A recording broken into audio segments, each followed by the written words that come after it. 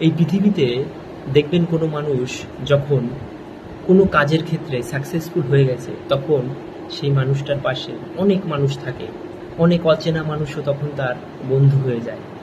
অনেক দূরের সম্পর্কের মানুষও তখন সম্পর্ক করার জন্য কাছে চলে আসে। কিন্তু যখন সেই মানুষটা হেরে যাবে বা সাকসেস হতে পারবে না, তখন কিন্তু তার পাশে কেউ থাকে না।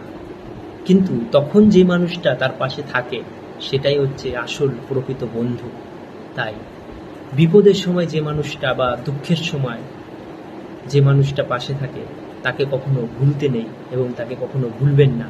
কারণ সেটাই আপনার প্রকৃত আসল বন্ধু। কারণ জিতে গেলে তো সবাই পাশে থাকে, কিন্তু হেরে গেলে কয়জন পাশে থাকে?